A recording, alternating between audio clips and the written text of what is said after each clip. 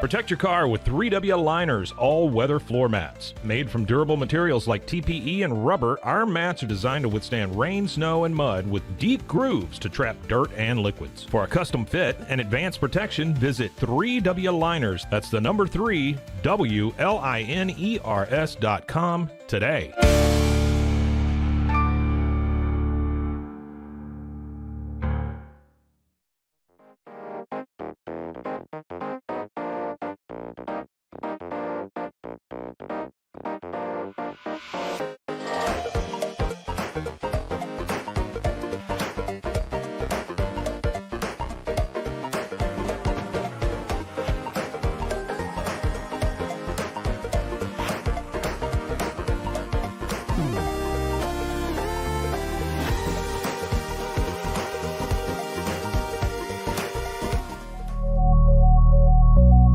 At Acasis, innovation drives us. Since 2008, we've been creating cutting-edge technology products that make your life easier. With a focus on performance, design, and customer service, we're here to help you work smarter, not harder. Join us on our journey to simplify your world. Visit Acasis.com today. That's ACASIS.com today.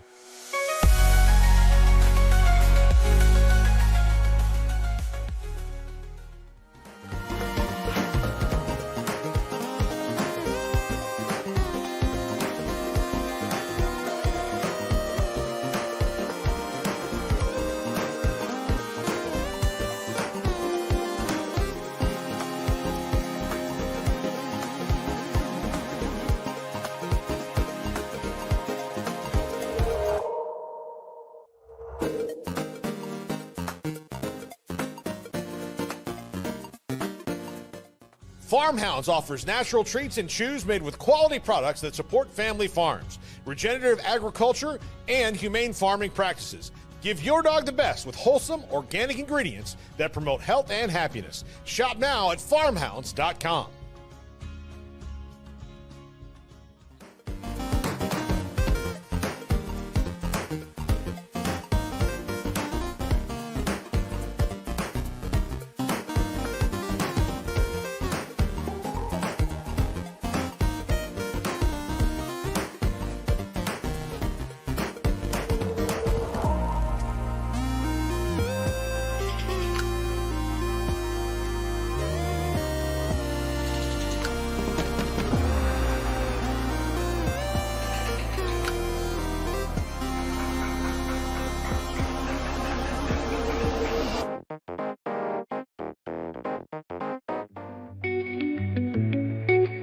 Unlock a world of convenience with Mully Box, your one-stop solution for personalized subscription boxes delivered right to your door. From gourmet snacks to unique finds, each box is tailored to your tastes. Experience the joy of surprises. Subscribe today at mullybox.com. That's MULLYBOX.com.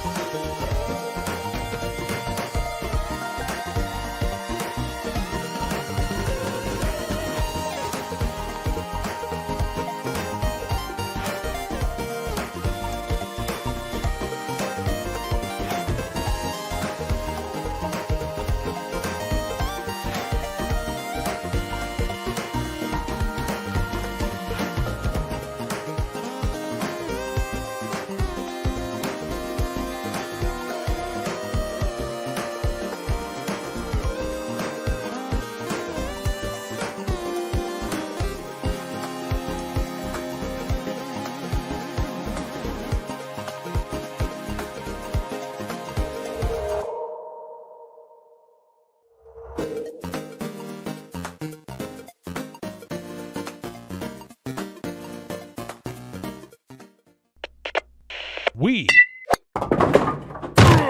are Rogue Media Sports.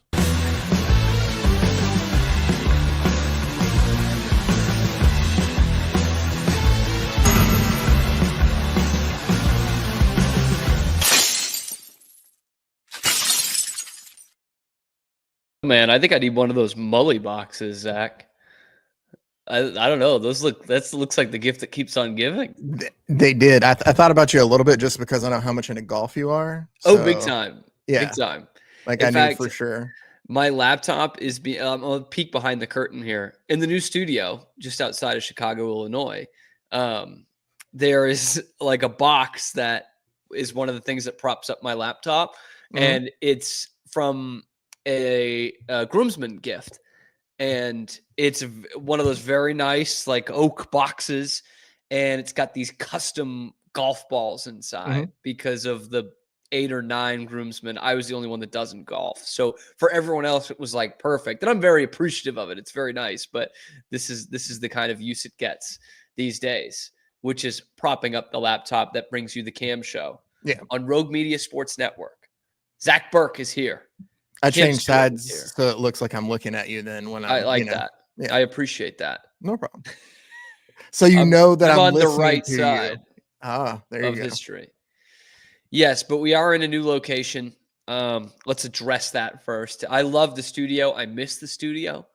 I don't miss being around Pete, but I miss the studio.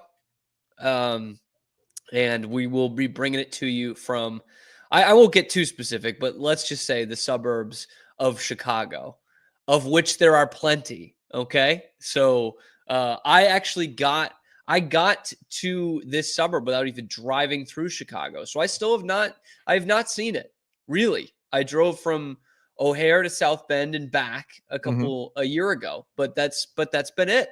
I have not sashayed into downtown Chicago yet. But we've taken Is that on I assume it's on the agenda though. Yeah. Next weekend's probably a better one. That's between, so like this weekend I was coming in, I moved in on Friday. The 2 weeks from now is when we go for Christmas. So I think this weekend upcoming will be a good one to poke around, explore. I'd like to see the Dave Matthews plaque on the bridge. That's top number one. Grace was talking about her family wanted to do the architecture tour, which is a boat tour, on when they were here for Thanksgiving. And I was like, yes, we have to do that. And she was like, yeah, everyone says it's great. And I'm like, that's where they dump the shit on those people. What if that happened again? What would be like the alternative band that would do that now? Like, what is the equivalent of Dave Matthews? Of the Dave Matthews band? Yeah, or 25, I guess. Is it somebody like I'm trying to think who's still making. I don't know who's in that. Like maybe this is my naivete. Would Imagine Dragons fit into that? Because I think I know Dave Matthews got kind of memed, but I don't know if they were ever as hated as Imagine that's Dragons. The thing is I don't think they were ever as hated as Imagine Dragons. Like that would be like that would potentially triple the fine if it was Imagine Dragons dumping shit on people and not Dave Matthews Band. You know? Yeah, 100%. We don't have alternative bands anymore. Let me look up. Do we have any famous bands that's making any kind of music like Dave Matthews? I doubt it. I'm out of touch, but maybe. Well, no, I almost said Hosier, but that's completely different. Yeah, whatever. So nice culture to it. Thanks. Well, I try to make it sound fancier. But I'm looking at the Billboard alternate charts just to see who they consider that to be, because nobody comes to mind me right now thinking like, oh yeah, XYZ is like the Dave Matthews Band. Mm-hmm. Yeah, I doubt it, man. There's not ones that can really re-up that. Can I? So this is their alternate airplay on Billboard. I'm gonna read out some bands. Oh, it only gives me one because I have to subscribe to see the rest of it. I love, dude. There's nothing that I love /hate more than websites that make you get subscriptions for the most bullshit thing. It's like, no, I'm not getting a subscription to the Des Moines Register. I'm not doing it. Or making a PDF, making a resume. You've got to subscribe to something. I'm like, what is this, bro? Like, that's such dumb shit. Oh my goodness. Okay, and it's for all their charts. You have to be a Billboard Pro subscriber to look at the charts now. Anyway, two that I have for you. Alternate airplay. Number one right now is a song called Sad in Carolina by a band Dexter and the Moon Rocks. Ever heard of them? Nope. I haven't either. And then the hot alternative songs, number one's "Birds of a Feather" by Billie Eilish. So, and I don't consider Billie Heard of Eilish him. Dave to be Dave Matthews Band style music. So, She could dump anything she wants on me most days, honestly. yeah, she's very talented. Very talented. Very talented. I can't say I'm too familiar with much new music these days, although the Eras Tour ended last night. I know that was a big deal for you, Zach, in your household. I know that was a big deal. Massive. I saw some people like posting about it on my feed, and they were talking about like, well, now I need something else to do. And I was like, instead of what? I guess they watch these things all the time. And I'm like, I could understand if you were such a diehard that you would go and follow it on tour, right? Like that's the things people do. But I think people were like watching the replays of these concerts. And I'm like, but she's doing the same songs. She's doing the same like mid dance moves. Like I don't, again, it's just no, I get it. It's just not for me. Even as a humongous Oasis fan and them finally going back on tour, I don't know if I would like go to a show and then watch the other ones. Yeah. I'd just be like, I went to one. It was great. Well, again, it depends on the songs. They're it great, depends on the band. Like they had, the oh my goodness, I'm thinking Dead and Co, but the Grateful Dead or Fish. Like people follow Fish around everywhere. Yeah, but they follow them. Like they go to the shows. This I'm saying you go. Oh, you're talking about watch. Okay, I'm following. I would follow Oasis, sure, yeah, but that's what I'm not getting now. It's people are like, what else am I going to do from now? the comfort of your own home? I guess, but it's like you watch like 3 hours of that. I mean, and like for what, man? Like just I don't know. You got a fucking iPod. Just listen to your favorite songs. Spotify. You've probably been to some concerts where you could have thought that though too. Like that can be said about any that's concert. I'm trying, Zach. I'm trying to get to conceptualize this. And I was talking to my girlfriend about it. And she was like, I gave the Oasis example. And she's like, well, Oasis aren't showmen. And I was like, you fucking take that back. And it was like Taylor Swift is like a showman, a showwoman, like an act. I'm like, really? Like, is she? Like, this is not Michael Jackson in 1984 here. Like the popularity is close. But like, I don't know. She does more. Maybe I'm too blinded by this. I think she does more than some artists. Like you can't knock that. I mean, the schedule's got to be tough. I get her being a showman. I understand that. I mean, here's what I can tell you. The last concert I went to was Modest Mouse and Pixies. It was a fantastic show, but like there was no dance numbers or choreography or anything. I know that might be hard to, realize or expect from crazy. But like the Pixies, I wasn't there for that though. Like I went there to see them play their songs and that's it. I think maybe with her, like it's kind of like an added thing of the whole, I guess. Okay. Experience. That's what I know. We've had this conversation a few times about Taylor Swift. And there's no reason for me to be a hater, but I kind of am. Like, I'm just like, I get worn down by these things, It's like, and I'm sure there's a bunch of overlaps in these communities, but it's like Disney adults. Like, I don't understand it really. And they're probably as obsessed with Disney as I am with sports. Yeah. And like, they probably don't let it get them as emotional as I do about sports. And it's like, kind of pick your poison. Which one's better? Yeah. I just don't get it, Zach. I just don't get it. I don't get how Taylor Swift is so massive, like so massive. But to each their own. Yeah. Music is something like you either like it or you don't. How do I explain what kind of music I like? I just fucking like it. I like the sound of it. And there's some music I don't like. I got to remember that. That's the thing I got to remember. This is me. This is therapeutic. Okay. Self-reflection. But every time I see some shit like this from Taylor Swift and Taylor Swift fans, I'm like, I don't fucking get it. I just don't get it.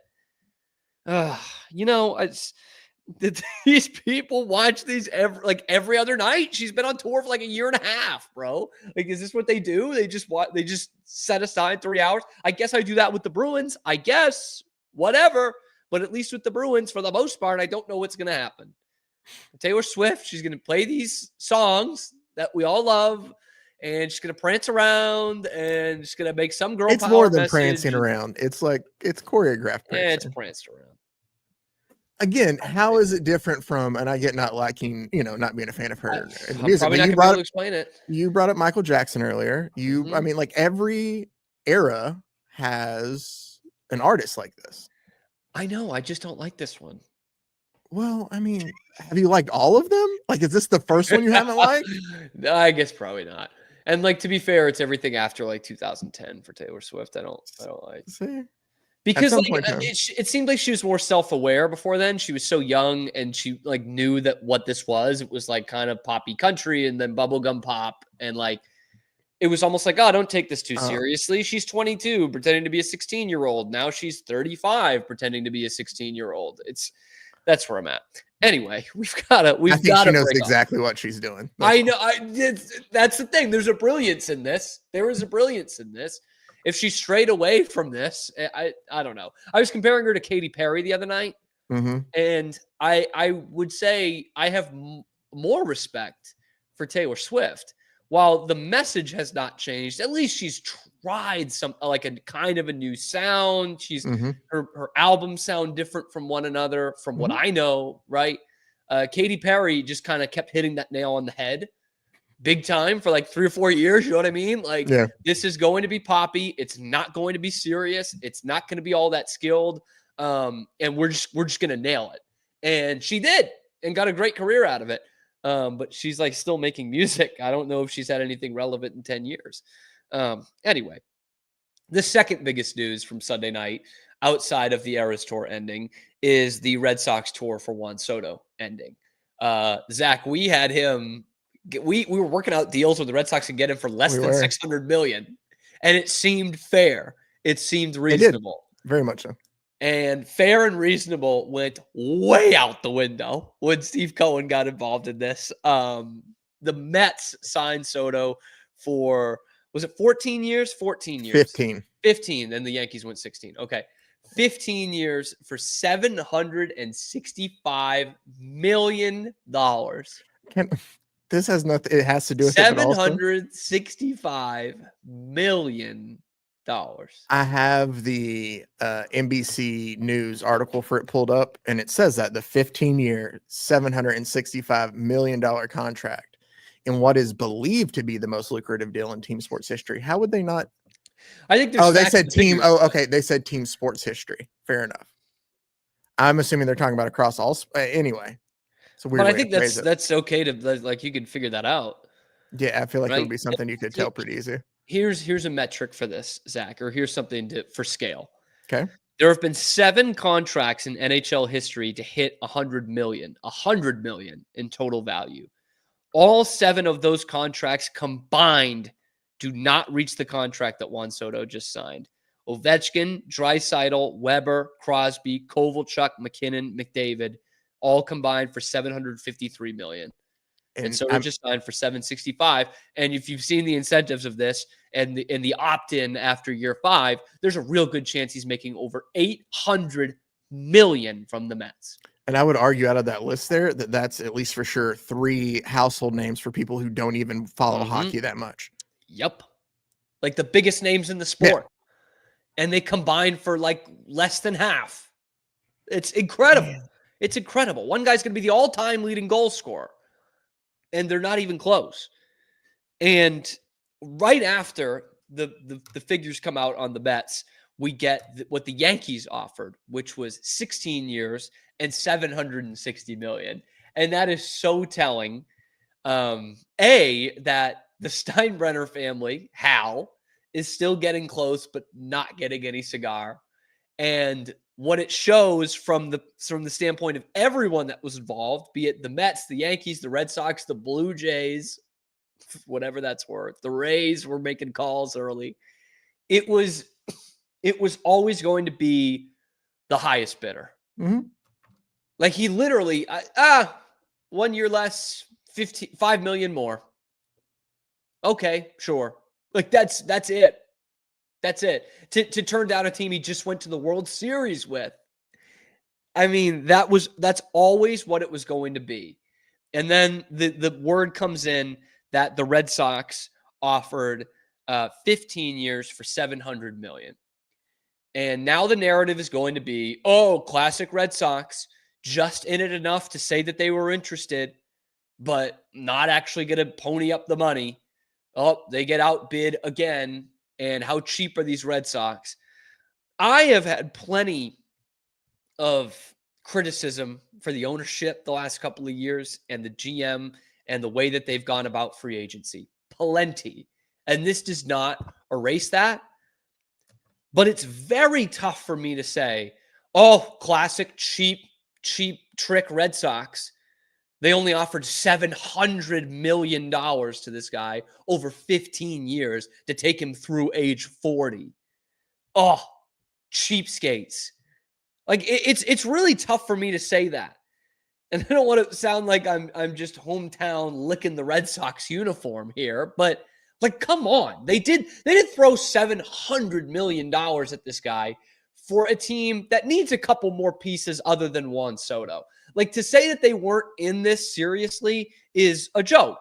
They came in third, right? But it's not like they weren't serious about this. You can't throw an offer of 15 years for $700 million and not be seriously interested. You can't throw around. No one last year, you would say, would throw around Ohtani money and not be interested. And the other thing about this, which I find very, very interesting, Massachusetts, you might know as Taxachusetts, and it's why some big-time players, specifically from salary cap sports, are turned off from Boston and the Northeast in general. We're seeing it a bunch in hockey. You know, these guys who are going to warm weather places, getting big money, and those places are attracting better free agents, and they're winning Stanley Cups, right? Matthew Tkachuk goes to Florida. Jack Eichel goes to Vegas, and it's going to go on and on. But New York is even worse than Boston when it comes to taking away your taxes or your money in taxes. Way worse. Because, again, the Red Sox last offer at 15 years, it's $700 million. They would actually, Juan Soto, if he had signed that deal with the Red Sox rather than the Mets deal, would have had more take-home money with Boston. He would have taken home $385 million versus $382.5. Like, it's incredible that this guy, I don't know who his agent is. I don't know. Well, it's Boris, but I don't know if Boris takes home more money. I don't know if it's a percentage cut or of the fine. I don't know. I don't know how the taxes affect Boris because I doubt he lives in New York. But there's more take-home money in Boston than there was with the Mets. And I don't know if the player even knew that. It's not that much when you come down to it, right? $2.5 million for a guy who's already making $380 million is probably not a lot. But it's really not like the Red Sox cheaped out on this thing. But if we're being honest, and I said this from the beginning, did I want Juan Soto? Absolutely yes. Absolutely 100%. Of course I wanted Juan Soto. He's like a young Ted Williams. But he was not the biggest need that you have on this roster, or for this roster, I should say. And you could go out and use that money and get a couple of guys you really need and start contending. So am I going to be one of those guys? Oh, we didn't even need him anyway. No, you didn't want him anyway. I'm not going to be like that.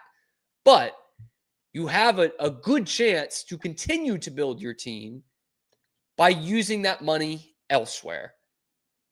And it's going to come down to the pitchers. I know there's still talks about that Crochet deal, but now you've got two, arguably three with Sasaki, but two major league pitchers who are out there on the open market, ace guys. Snell has already been signed, so it comes down to Fried and Corbin Burns. And the Red Sox are going to have real interest in not just one, but both of them. And they do have that kind of money that they can do that. But now this becomes a bidding war. And the other teams that want those guys, one would be the New York Yankees. And neither of them got Juan Soto. So they both have money just burning holes in their pocket.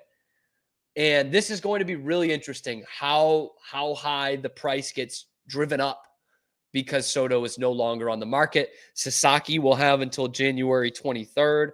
And there's a real situation where the Red Sox are getting 2 out of those 3 guys.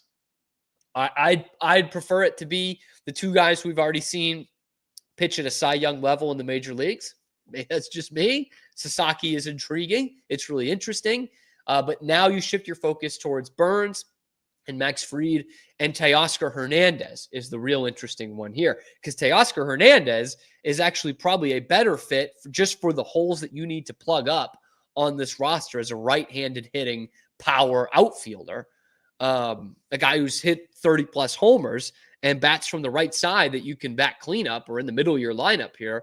What is going to happen to that price? Because the teams that are going to be interested in him are the Red Sox and the Yankees. And they were both in for Soto. We know that they both threw out huge $700+ million offers to Juan Soto. Obviously, Teoscar Hernandez is not going to get anywhere near that. But does that bump up his market a little bit?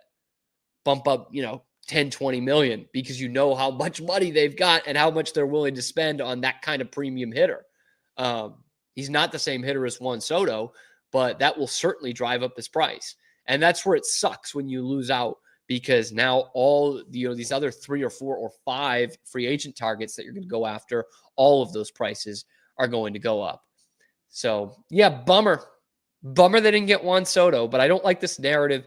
Like, there's plenty of others that you can choose from, by the way. There are plenty of other instances you can choose from the last few years of, like, the Red Sox, this was fake interest. They had no shot. They weren't even at the table. This wasn't one of them. They didn't win, but it's like saying that the team that went to the World Series was a bunch of bums and they had no shot. It's like, no, they were there. They were right there. They didn't win it. They didn't win it. And with the Mets, by the way, how much better does this make the Mets? They've still got like Clay Holmes and Luis Severino in the middle of their rotation. And like, does it make them better than the Phillies? No, Severino just signed with the A's because it was like the biggest. That's right. They lost Severino as one of their best pitchers last year. Yeah, because I don't want to say overpaid, but obviously it was not what he thought the market he was going to get. So when they offered it to him, like, I get why he took it. It's a decent amount of money for the A's to offer out there, but yeah, he's no longer in New York. So it doesn't make them as good as the Phillies. It doesn't. Philly's still a much better team. And if the Braves are healthy, I don't know that they're better than the Braves. Even, subtracting Max Fried, who I think we've all resigned to, the Braves have resigned to. Like, and they have not been healthy the last 2 years, but if they've got those guys healthy, I'm talking about, Sale coming off of Cy Young, but with a spotty injury history, Spencer Strider, obviously Ronald Acuna, who missed most of last year. Like, the Mets weren't even as good as them last year when Acuna was hurt most of the year. Mm-hmm. I don't know, like, if you add Juan Soto, yeah, you should be better. But if they add Ronald Acuna and Spencer Strider, you're still maybe the 3rd best team in the division. So that's where I find it fascinating from the Mets standpoint. And, like, you've locked yourself in for a couple of years here. You're not going to be able to spend big for a couple of years. I know Uncle Steve is rich, but I don't know if you can be that rich. And this is where it's going to be really intriguing to me, how they do in the NL East the next couple of years, because, like, hey, good team, right? Made the postseason last year, made the LCS, had a nice run. Like, I'm not saying they're bums, but I don't know that I can confidently say that they're better than 3rd in this division. But man, I did really want Juan Soto. That's too bad. Anyway, one guy I would have liked to have a little bit longer was Bill Belichick. And I fear that my personal big rival in college sports is going to lock down Bill Belichick. We'll tell you why that is a realistic option coming up on the Cam Show.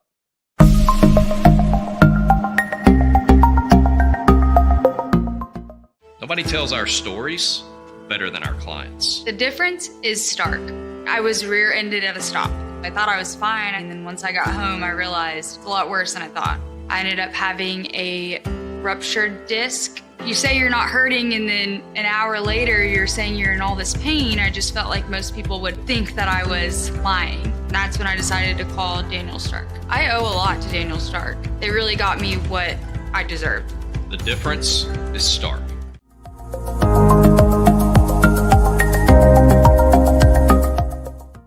We definitely love our relationship and love Extraco. It's been an amazing experience. They made the PPP process easier. They were reaching out to me saying, what can I do to help you? That made a huge difference because my stress level, when we shut down, to afterwards was night and day. Our experience with Extraco has been phenomenal since the very beginning, so we love Extraco.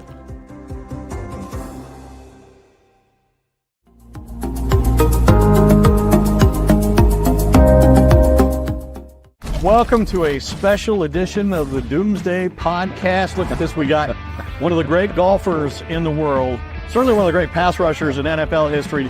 But he also had a vision for you. And so it was like you had the best of both worlds, right? You had somebody on you early, and then you had somebody who was maybe more relaxed. What were a couple of your biggest takeaways? The person you referred to that I spoke with, I've spoken to some personnel people and general managers of the league to get some, independent, objective assessments of the players the Cowboys picked, and we'll go through that. Has the general manager changed at all in the Bradford? Nope, it's been the same since I was here the last time. Oh, we're back. I didn't notice how kind of chiseled Mosley's voice sounds. That DeMarcus Ware commercial. It does a little bit, yeah. It does not sound like normal Mosley. It does not sound like Cam Stewart Mosley impression.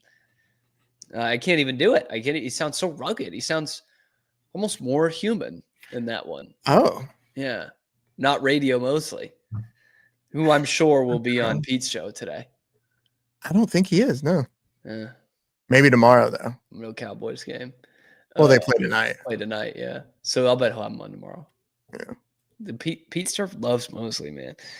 Oh, it's a great feeling, and I hope Mosley doesn't find this out. So I've mentioned it on this show before, but I was doing radio in Central Texas as well. So a lot of catching up with the Cowboys. Got to watch every Cowboys game. I do not have to watch the Cowboys today. I don't have to. I can do whatever the hell I want. I don't have to watch the Cowboys. But I got them away from my notifications. I took them off my notifications. Yes, Zach, a question. Thank you. But are you planning on watching it since it is going to be part of the Simpsons telecast, or is that something that you care about? I have had that thought. We might be going out to do trivia tonight, but if not, I might tune in for that. But I also, the reason I've been watching Monday Night Football this year is because of the Manning cast, which I never really got into. But weirdly, Belichick goes on and I'm in, and Belichick is not an entertaining guy, but I get I'm a sucker for the football stuff. So that's what's been really pushing me to the Manning cast recently. And again, he's not funny. People told me for years that he's funny. People like Greg Gumbel and stuff were like, oh, you don't know. Behind the scenes, he's a really funny guy. I'm like, I don't think he is, because he's been mic'd up quite a bit and has not said anything funny. And that's okay. That's okay. He's a great effing football coach. He doesn't need to be funny. Okay. And Peyton is funny. Peyton Manning is funny. Naturally, he's pretty charismatic and funny. And so he'll try to rope Bill in, and it just doesn't work. Yeah. And part of the reasoning for that, other than him not being very funny, is probably because he wants another coaching job. And he doesn't want to shit on these teams and these coaches or these owners, because he wants another job. And amazingly, it might not be in the NFL. There's going to be a bunch of openings this year, 5 or 6 openings, like there is every year in the NFL now, including places he used to work, the Giants. And yet, Bill Belichick in the last week has had 2 interviews with the University of North Carolina. Where the hell did that come from? This is a man who has literally never coached in college. Never. And you'd be hard-pressed to find many coaches around this league who have not done a single college football job. His first job in football after college was basically being a slappy for Ted Marchibroda. He was not a guy who was a GA in college or any kind of defensive line coach or something, and someone took him to the NFL. Nope. NFL guy, pro football guy through and through. And so now, at the age of 71, 72, he's going to go and become a college coach. By the way, it's a North Carolina program that just drove Mac Brown out the door, who's the same age, and said, oh, we've had enough of this guy who's won a national championship in college football. And now they're like, but you know who really could be better is Bill Belichick. This is like the presidential elections, man. Like, no, this guy's too old, but let's vote in this guy instead, who's 2 years younger, or what's her name? Pelosi telling Joe Biden needs to get out, and she's like a year older than him. Like, this is what it is. Now we've got, I think it's 71-year-old Belichick replacing 72-year-old Mac Brown, potentially, at North Carolina. Now, when I heard that, I thought that was insane. But he's had an interview. He's had 2 interviews. So this is not like a joke. He's really considering it. And Peter Schrager of NFL Network tried to kind of explain why this could actually work out. Folks around the NFL are telling me, he's not going to take a college job. Not so fast, folks. Think about this. His son, Steven, is the defensive coordinator at the University of Washington. Bill has a think tank of sorts with Matt Patricia and Josh McDaniels, both out of work at the moment. And Belichick has been working at NFL Films, watching film, working on Inside the NFL, but also doing the Manning cast and does all these other media opportunities. I'm told Belichick is as in tune with the draft and the college game as anybody right now because he has the time to put the effort in. Now, the timeline, how would this work? North Carolina is not going to sit around and wait till the NFL regular season is done. They're going to want an answer soon. If Belichick is offered the job, he's probably going to have to let them know before NFL jobs are officially available to be open, which means he'd have to go behind the backs and maybe behind the scenes, and there have to be some sort of agreement made without us knowing that there is an NFL job in waiting. Remember, 6 different openings last year besides the Patriots where they mutually parted ways. Only one team interviewed him. It was the Atlanta Falcons, and they went ahead and hired Raheem Morris instead. A year older, is Belichick going to be someone who's going to be offered other jobs? We cannot say it yet. We're not at that point. But we do know that we should not just dismiss this University of North Carolina opportunities. Okay, so there's some parts in there that I'm like, I get this. And I'll get to that in a minute. But still the overarching thing for me is the reason Belichick, I think, wants to coach again. I think the reason that Belichick wants to coach again is to set the wins record and break Don Shula's record. Correct me if I'm wrong, but if he goes down to college, those wins don't count towards the NFL wins record. I don't think so. So is he that desperate? Like, if we look through the annals of NFL history, there is reason to believe he will get another job in the NFL.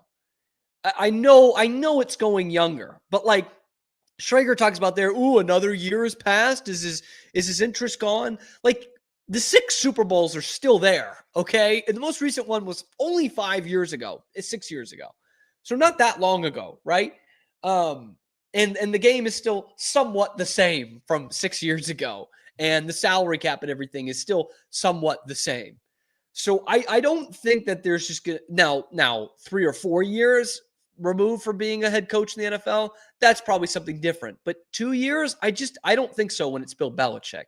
Okay? If it's Adam Gase, that's a different story. He's probably not getting the looks he was getting a couple of years ago. But with Belichick, I don't know. What intrigues me about that report there is what he brings up about the think tank, the brain trust that he's got.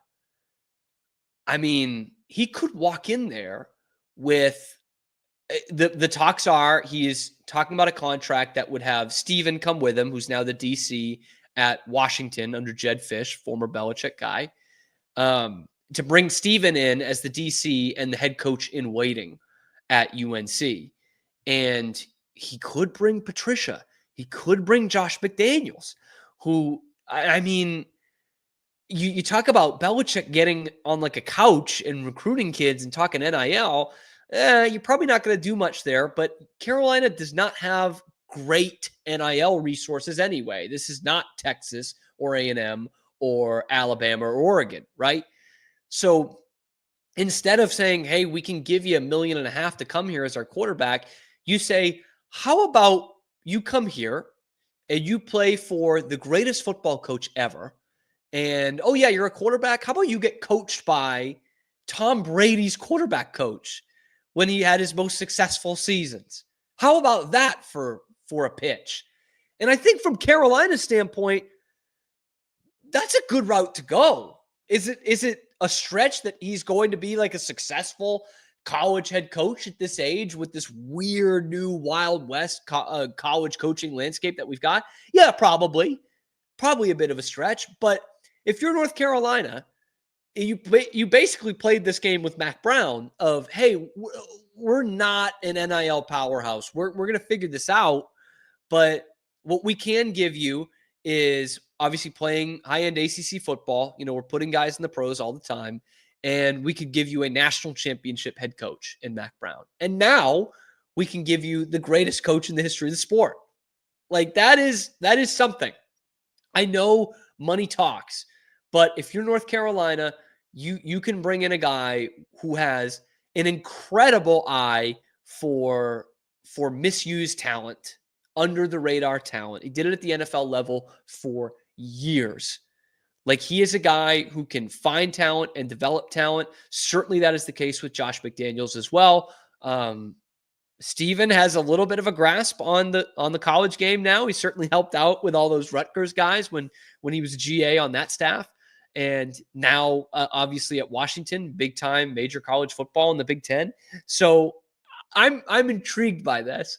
I also would love to see Belichick's recruiting pitches to these guys and entertaining these guys like after he's coached a game, you know, and he's lost to James Madison or UVA, and he's got to go like schmooze with these players, these high school kids and their parents after a game. That would amaze me. But as much as I hate personally UNC, that's you kind of have to do that when you're named after Cameron Indoor Stadium. But as much as I hate UNC, I could see this move. Like I get the line of thinking here. What I do also find very funny is I was watching Belichick's commentary during the NFL draft, and there was a top 3 pick that he was pretty critical of. In fact, he was critical of the kid's development at UNC. Let's roll it. Drake May, his footwork needs a lot of work. You can see here he's just all over the place, never resets his feet, never really gets in position to throw, gets strip sacked. Oh, man. If I was at North Carolina, it would have went a lot differently, I think is what he was about to say next. I find this so fascinating. There was like 1 or 2 rumblings from the McAfee show about him going to West Virginia, which would have been just even more unhinged. But UNC, man, it's such a wine and cheese crowd, the Argyle vests and sweaters and everything. And it's obviously not a football school. Football will never be number 1, but it's not like UNC can't compete, right? Like they don't have the NIL dollars that a lot of these other schools have, but they're in the ACC. Like SMU just played for the ACC championship. They're having a great year, but they don't have the money either. In fact, they should be crying poor. They don't have any of the revenue money. So it's not like UNC can't compete in that conference year in, year out, because Florida State sucks again. Clemson's obviously the big dog, but there's no reason that Carolina can't compete. Belichick coaching in the ACC. Oh, that return to BC. Could you imagine? That's the only game they'll sell out all year. Oh man, boy, do I have the college football bug big time this time of year. I mean, I also follow it pretty closely most of the rest of the year. I just don't talk about it on this show. But it was the biggest day in the college football calendar yesterday. And dare I say, the corrupt powers that be at the College Football Committee got it right. And now ESPN and a lot of fans are losing the plot here. Let's talk about that next on the Cam Show. Nobody tells our stories better than our clients. The difference is stark. I was rear-ended at 70 miles an hour. I was injured, had a concussion. The insurance company, they delayed. They were playing games from the initial conversation. They weren't going to help me. The biggest thing I learned through this is that you can't go through this alone. I called Daniel Stark. They were going to help me and everything was going to be all right. Daniel Stark got me 10 times the insurance company offered. The difference is stark. We definitely love our relationship and love Extraco. It's been an amazing experience. They made the PPP process easier. They were reaching out to me saying, what can I do to help you? That made a huge difference because my stress level, when we shut down, to afterwards was night and day. Our experience with Extraco has been phenomenal since the very beginning, so we love Extraco.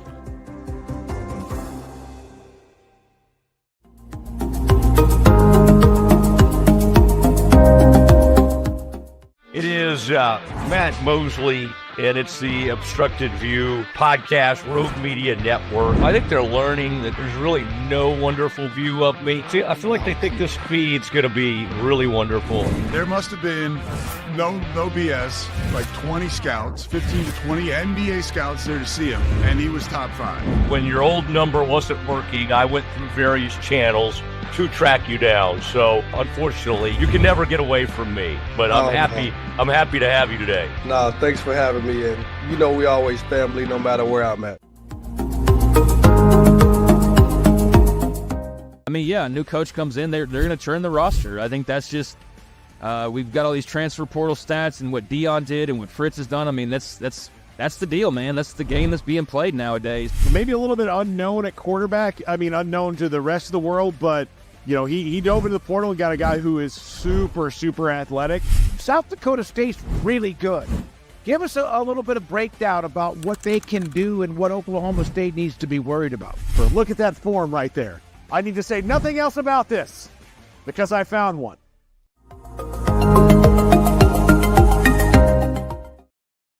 Zach, there's a crucial element of this Belichick to North Carolina thing that we completely overlooked. What's that? I talk about the recruiting part of it. Yeah. And maybe McDaniels or someone or Steven can be a good recruiter. The best recruiter that he will have at his disposal for 16, 17, 18-year-old young men looking to play college football is Jordan Hudson, his 24-year-old girlfriend. I'm just saying, she's like the business arm of Bill Belichick now. Like that, she could put on like a hell of a recruits room during a game. You know what I mean? Knows what these kids want, what they're looking for. I actually don't put it past her at all. I think that could be a huge part of this. In fact, she's probably negotiating the contract right now. From all I've heard about his business dealings, it is going through her, who is only 3.5 years younger than me. Nice. Well, if you put in the work, Cam, I mean. Yes. I could become that for like Becky Hammond someday. You know? Why not? Oh, anyway, college football. She'll be an NBA coach at some point. Huh? She will. Mm-hmm. College football. The playoff was announced yesterday. And it's the first year of the 12 teams. You got something for me? Oh, here we go. Look at this. Look at this beautiful graphic that Zach has put out for us. Of course, I'm loving that 5-12 matchup, a rematch of the 2021 6A state championship game. Cade Klubnik and Austin Westlake against Quinn Ewers of Southlake Carroll. Now, how the turntables. The Austin kid is playing at Clemson, and the Carroll kid, who is committed to Ohio State, is the quarterback for the Texas Longhorns. That'll be a ton of fun. But you notice that 11 seed, the Ponies of SMU. Now, this is where the controversy came in yesterday. First off, Penn State at 6. Penn State hasn't beaten anybody. They got a good roster, sure. But literally, actually, I'll bring up this point later. Because the point of contention was SMU and Alabama for that last spot in there, which was the 11 seed. And the committee got it right.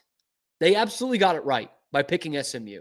Mm-hmm. SMU sits there at 11-2, Alabama at 9-3, and yet all these Crimson Tide people, including 2 of which were on your ESPN panel, embarrassing, by the way, Alabama's greatest ever head coach, Nick Saban, and national championship winning quarterback Greg McElroy, both on there, and talking about how it's unfair. Alabama's in the SEC. They have better wins. They play better teams. And then it becomes this thing of, well, Alabama and the rest of the SEC teams shouldn't schedule tough non-conference games anymore. Two things here. First, a lot of them don't, but go ahead. First off, every time we were talking about which teams were going to get in leading up to this final seeding, it was about who they lost to. Everyone, right? Boise State should have that 3 because their loss is to Oregon, not the fact that they're 12-1 and won their conference. It was that their loss was to Oregon. And back to Penn State, Joey Galloway, one of the great empty heads on ESPN, puts out there a few weeks after saying Indiana's quarterback shouldn't play in the biggest game of the year because it might cost them a chance at the playoff. Just fucking dumb. He puts out there, talking about Penn State. He says, well, they don't have great wins, but they did play Oregon and Ohio State this year. Okay, fucking congrats. They're in the conference. They're in the same conference as them. Okay? They made it. They played Oregon in the conference championship game because the division that they play in absolutely sucks. And we're just congratulating them for having these teams on the schedule. They lost both of those games. Why are we congratulating them for that? This is supposed to be non-participation trophies. And then, so we talk about losses all the way through, and then we get to Alabama and SMU, it's like, well, who'd they beat? Who'd they beat? And then the graphics come up, and it does not have the overall win-loss record, this graphic on ESPN. It instead has a couple of other different stats, including wins against teams above 500, which still, it was an advantage to SMU, but that just totally neglects the fact that Alabama lost to 2 teams whose records are 500. They lost to 2 6-6 teams. And they're trying to tell us, it's like, who did SMU beat? SMU went to their conference championship game. We're rewarding Penn State for that, even though they don't have any good wins. Why can't we reward SMU for that? And by the way, we want to look at the losses. Okay, fine. SMU's losses are better. They lost to 2 teams who were in the top 15 at the time by a combined 6 points. Alabama lost to 2 6-6 teams. Like, they think that they just throw on these crimson uniforms and slap a number on the side of their helmet and they're just fucking in the playoff. That's not how this works. And I got Saban complaining about it. I'm like, this is what you should want as a coach. The better teams, the better resumes are getting in. Like, I'm sorry, man. You did not deserve to be there just because you play in Tuscaloosa. I'm sorry. That's not how this works. And thankfully, which was not a guarantee at all, the committee got it right.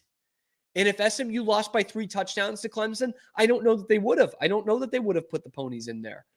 But they deserved to be in there. And these Alabama fans have completely lost the plot. Because they've won a bunch in the past, they should be in there. Like, I'm sorry, man. Beat your 6-6 teams. Beat your 6-6 opponents. And if you now want to bitch and say, oh, well, fine. You're not going to get anything out of us. We're not going to schedule tough non-conference games anymore.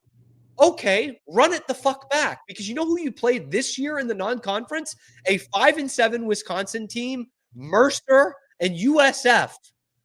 Okay, when are you going to eliminate the tough non-conference games, Alabama? Well, on top of that, they're going to start a home and away with Florida State next year, which had an abysmal season. Yeah, Florida State sucks. They've had one good year the last 5. They blow. They fucking suck. They have Ohio State in 2027. But right, okay, right. Get rid of it. Get rid of it if you're so scared about it. Yeah. Or here's what they could do, Zach. Here's what they could do. They could win those games. You know? Because if you win a tough non-conference game, that would absolutely pay dividends. Absolutely it does. And yet it's... Because I bet that did help Penn State in a weird way. It doesn't get them in the playoffs, but they beat a West Virginia team on the road week 1 in a true road game. And West Virginia was whatever, 7-5, 8-4. Like nothing great, but that's a Power 4 team you played on the road that is bowl eligible and won. Alabama played one other Power 4 team that was not bowl eligible. That doesn't look good. It doesn't look good. I said this about Baylor for years, man. If you just schedule a whatever in the Power Four, a Vanderbilt, a Minnesota, or Illinois, who was bad for so long, like that instantly looks better than playing Rice, even though Rice might be a better team, right? That always comes to fruition. That always looks better to the people that are reviewing this after the season.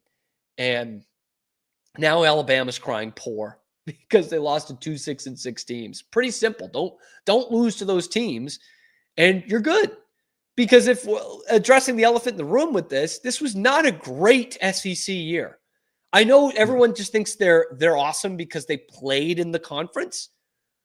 But like even some of these teams that are ranked, like LSU, who Baylor's playing, LSU is ranked 10 out of the 12 weeks, and they have one ranked win this year. You know, I mean, you look at A&M. Like how many signature wins do they have? They've been in the rankings all year. Ole Miss lost 3 games. They were still in the playoff conversation until the last week. Like it's just it goes back to that Joey McGuire quote of we're just looking at the patch and not who they're playing, how they're playing, what their record is. And we all knew it. I mean, it's the worst kept secret in the college football playoff. But I am stunned that the committee got it right. Stunned. And I mean, good for SMU, whose fans are fucking insufferable, but good for them. I mean, they joined the conference.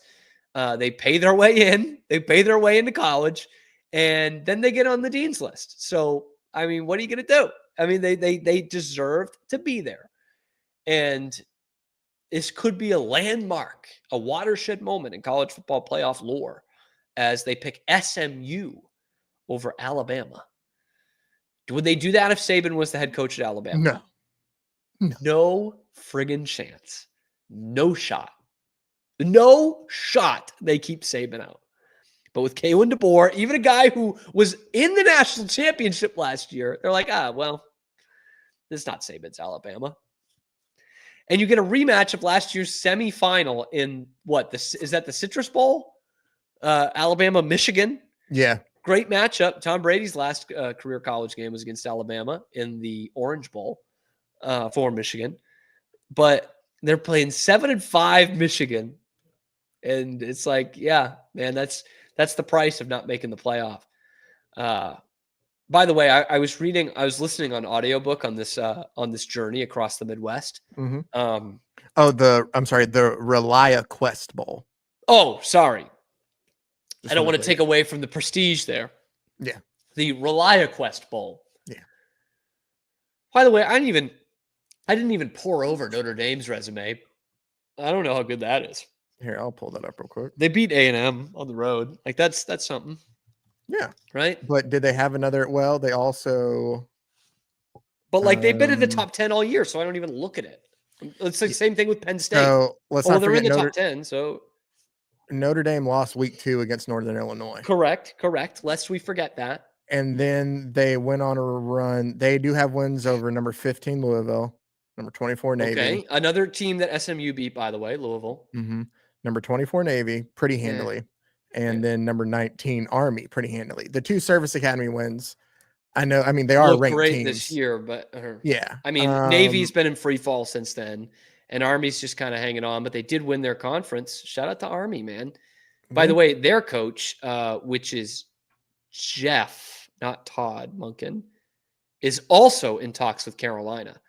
And if I'm UNC, like that is a good bet. I mean, the Belichick thing, it's got too many factors to it. It's high risk, high reward. I think the Monken signing would be low risk, high reward, getting him on as your head coach. But maybe that's just me.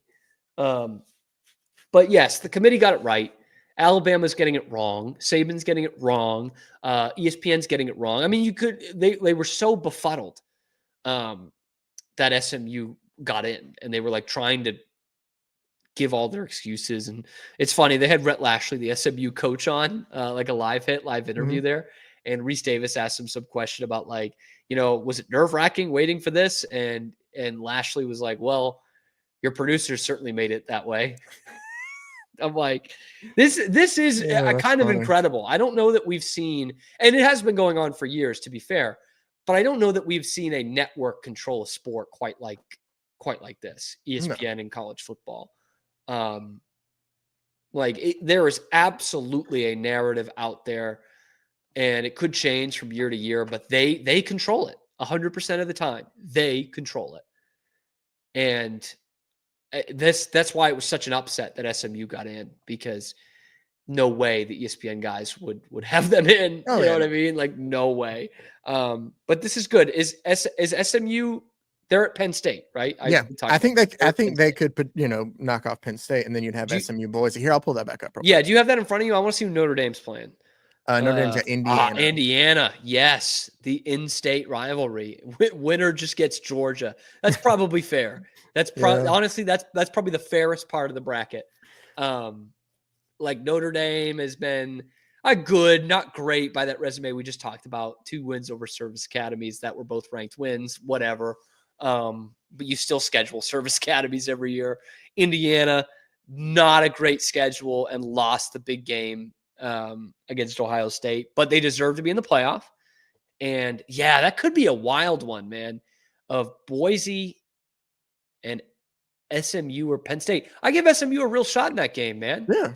I do. Because again, I don't see, if we want to talk about where are the wins, who did they beat? Like, we have to ask that question to Penn State as well.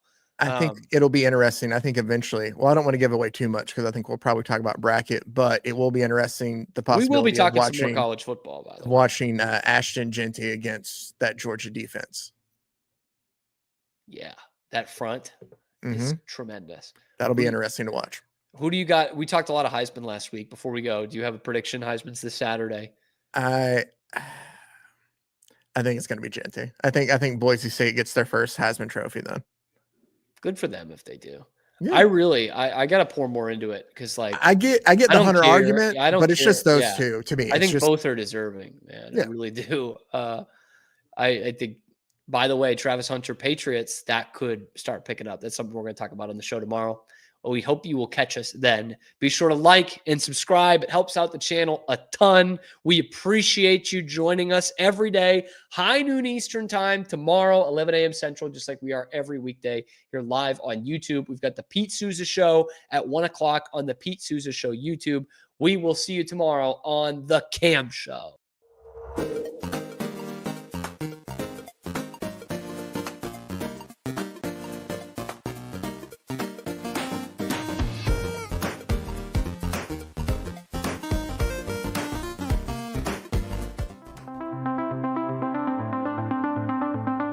Transform your workspace with Hanomi Ergonomics. From adjustable chairs to standing desks, we provide solutions for comfort and productivity, whether at home or in the office. Improve your posture, reduce strain, and work smarter. Visit us at hanomi.co today. That's HINOMI.co today.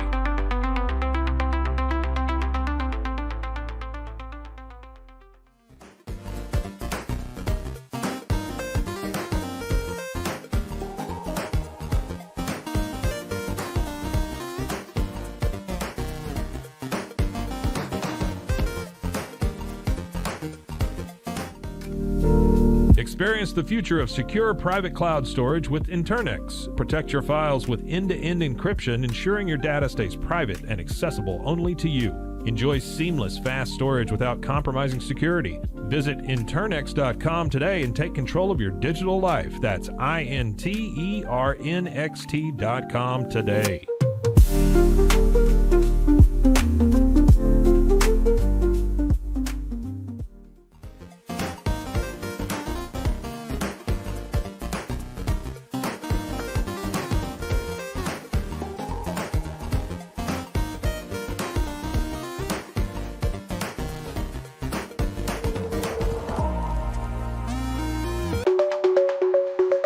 Protect your online privacy with NordVPN.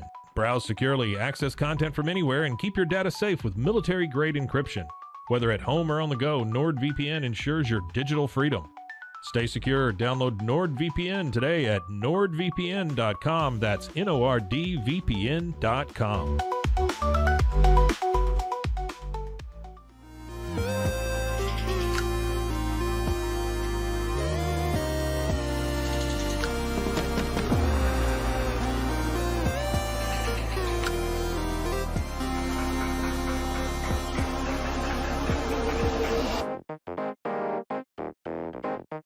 Tusains, we understand that maintaining a healthy lifestyle can be challenging, especially in today's fast-paced world. That's why our mission is to make fitness accessible to everyone, anywhere. Committed to excellence, we adopt a user-centric approach guided by ergonomics and medical science. With a team of seasoned professionals in R&D, design, and manufacturing, we prioritize quality across our entire product line. Visit Tusains.com today and start your journey to better health. That's TOUSAINS.com.